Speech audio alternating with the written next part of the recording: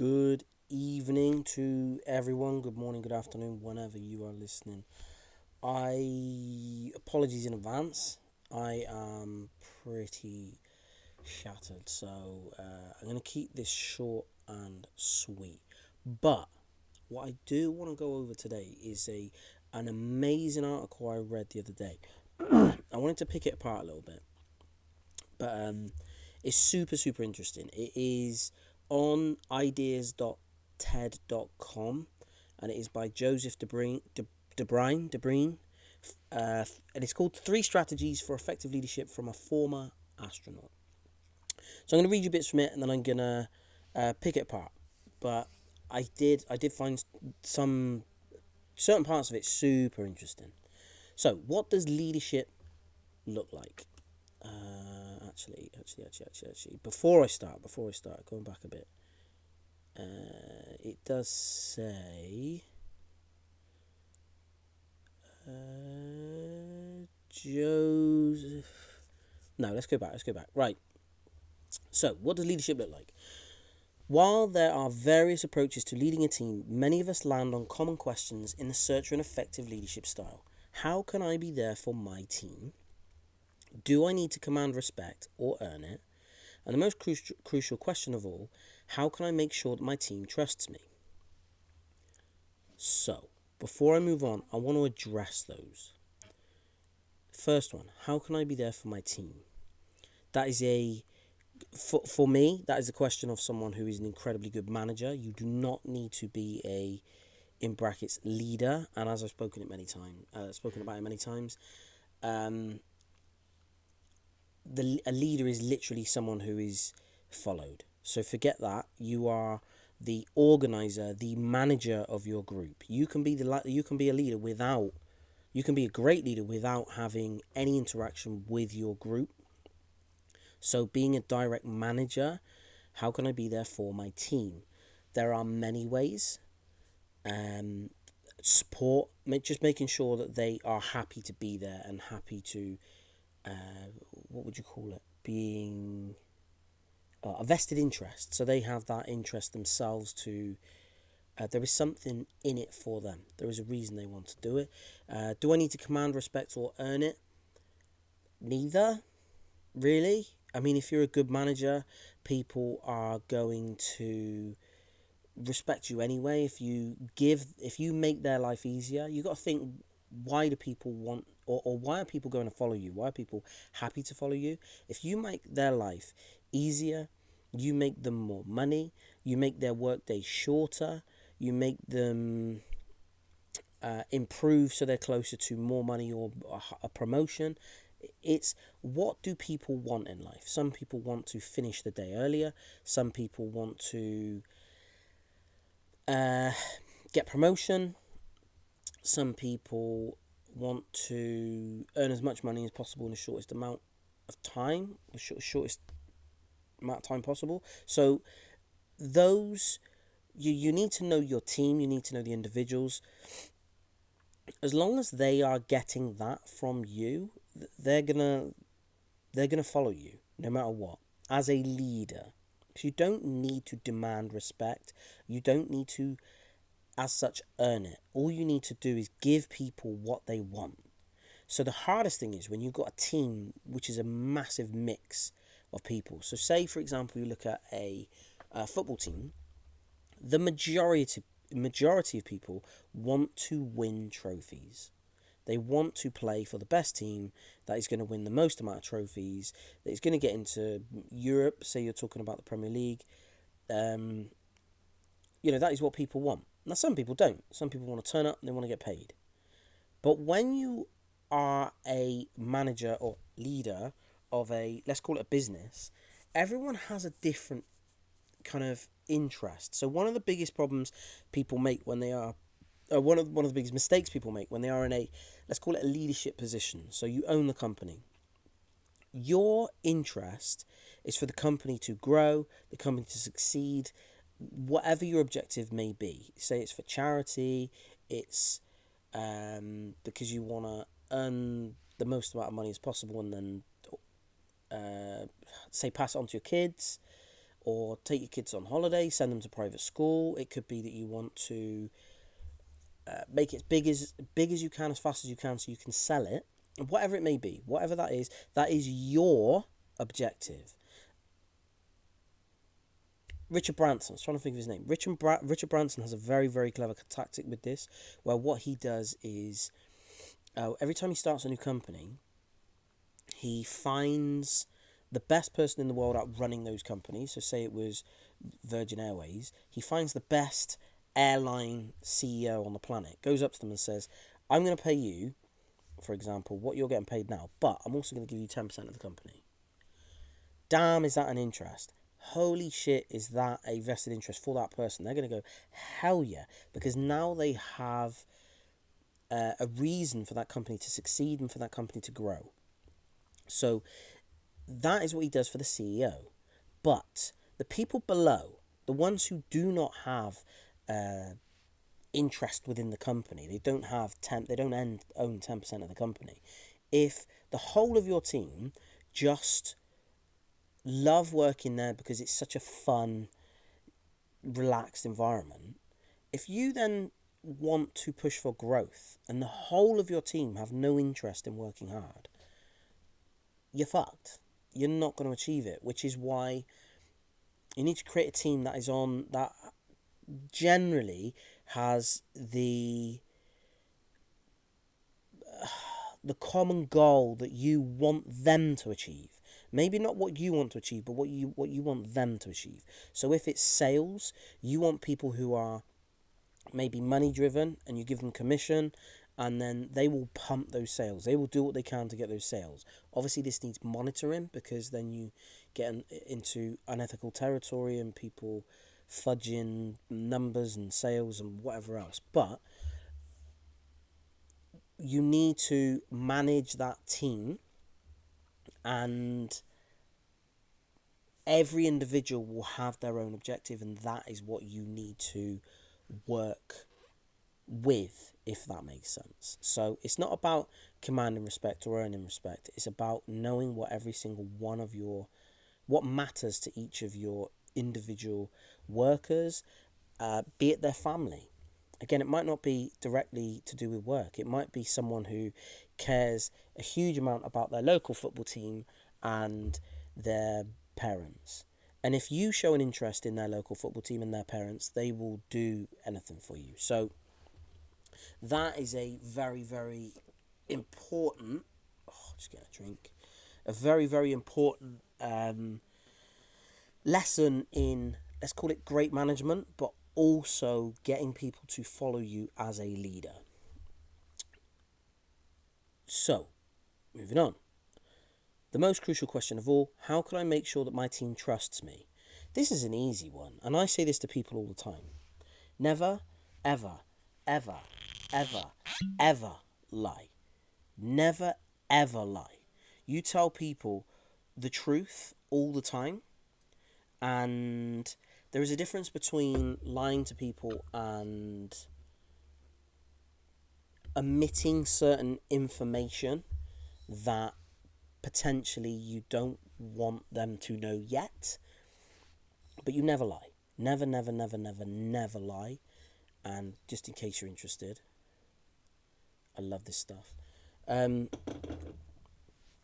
Maroon rum, for anyone that can't see, sorry. I'm just having a little tipple. So I think being open with people, I've been in positions before where I'm managing a team. I'm very open with them. So, for example, I need them to do something, I book them in.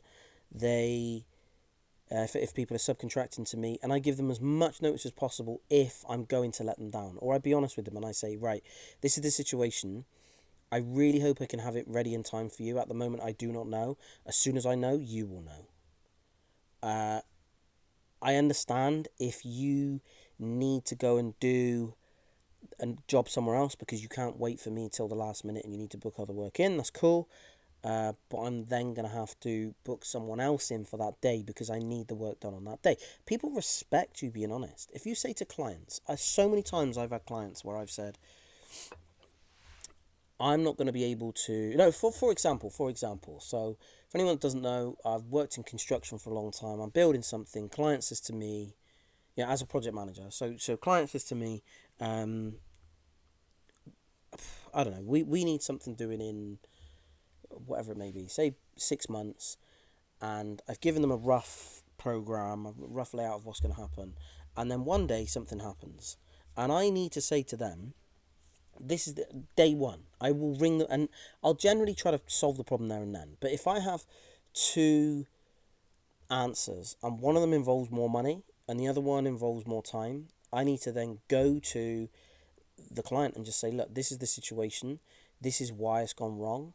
And 99% of the time, it's not my fault. So I will say to them, look, this is why it's happened. The industry has had a problem. The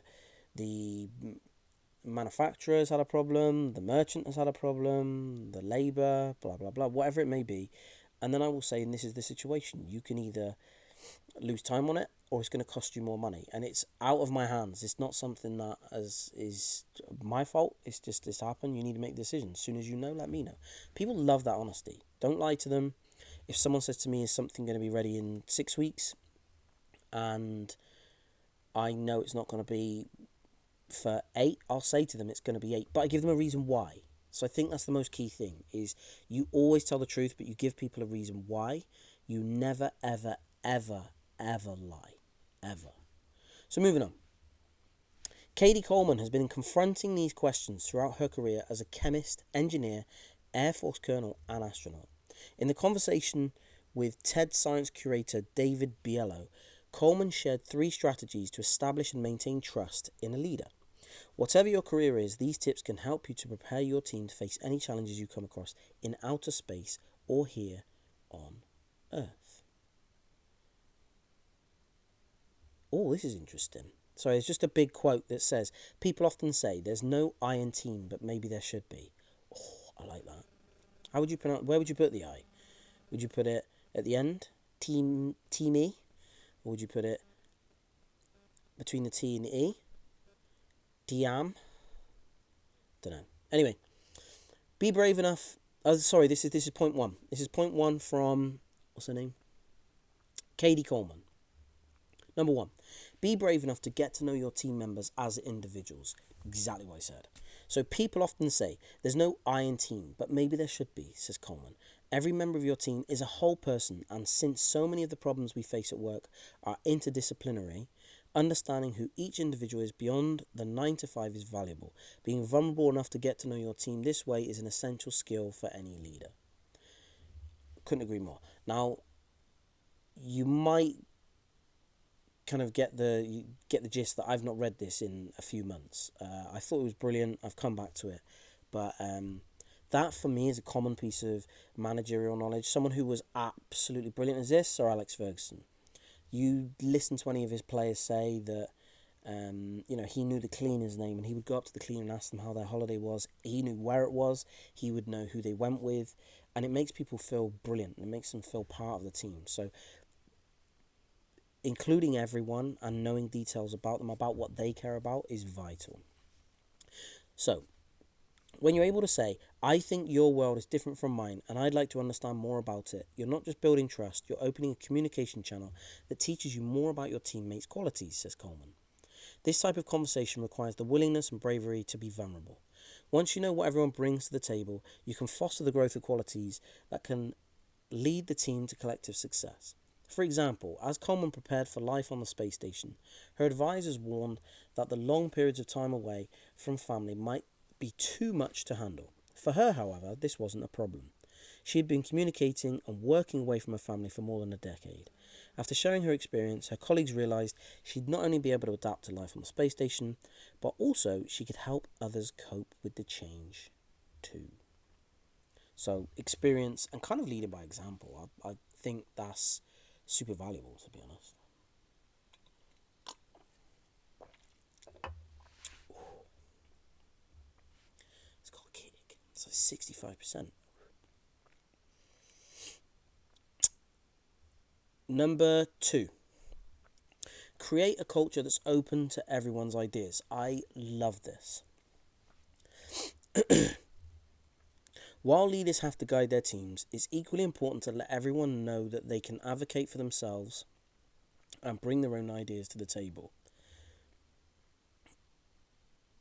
I'll finish the point first. Coleman benefited from such leadership at NASA when she was training to go to the space station. In the face of budget cuts, NASA announced that they'd be eliminating their smaller spacesuits, meaning that if someone wasn't qualified to use a larger spacesuit, they couldn't go to the space station. Budget cuts, what a surprise. This presented a choice for Coleman. Wait for NASA to acquire suits that fit her, or figure out how she could train in the larger suits. By working with NASA's decision makers, Coleman was able to shift her training to use the bigger suits. Had she not felt the freedom to speak up, she says she would have been waiting 10 years to go to the space station in a small suit. This point, I think, is, again, what I would say a very, very good manager will do. So I think both of these points so far are what make a great manager. Someone who is in charge and manages their team. Is point number one was getting to know everyone individually. Point number two is create a culture that's open to everyone's ideas. And then through these, people will then follow you organically, and then you will become a leader organically. But a great manager will do these things. Now, I've heard many great leaders and managers say that opening the floor up to everyone and allowing everyone to ask stupid questions and even pose different ideas is super valuable to the team, but I also believe it helps individuals progress. If you don't give people a feeling of value within the team, they don't really show much interest and they don't develop. I think if you pair them with someone more experienced, someone junior and someone senior, and on any little projects, it will help the juniors develop, and it will also help them ask questions on a one-to-one sort of basis. But then you can also have a meeting just for the juniors, and then you can have a meeting with everyone in it. And I just think giving everyone the opportunity to ask questions and to develop, and that way you're going to get such a huge impact on your team, and especially on those individuals, and the confidence they have to feel part of the team and speak up.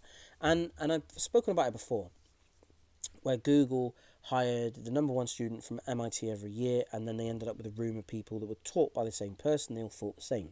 So then they started hiring the number one student from all the top Ivy League. I don't know if it was Ivy League, but the top student anyway from all the different computer program courses. A different college year after year after year. So now you've got a room full of people with different ideas, which means if you're inviting everyone to speak up, especially if you've got someone who's a bit of a loudmouth gobshite and you've got someone who's a little bit more timid, they might have an amazing idea, but they don't have the confidence to speak up. So encouraging people to have that confidence and feel that they have a place is so important, so important for creating a box of ideas, and 20 brains are better than one always. Who was it who said, there was someone again back in the day, CEO of a company, who said, it might have been Steve Jobs, who said he never hires anyone who's worse than him at anything. So he might be very good all round, but he will hire the best person at this one thing. Generally, the person who's best at that one thing won't be good at lots of things. So someone who is the CEO might be good at 10 things, maybe not good at 3 or 4 things. What he does is he hires the person who is the best in the world at that one thing. They might be then good at 2 or 3 other things, but then they might be terrible at 10 things. But it doesn't matter, because he hires them for that one job. And then he will go to them and ask them questions. If you are teaching them how to do the job and you are telling them how your company does it, and you don't want them.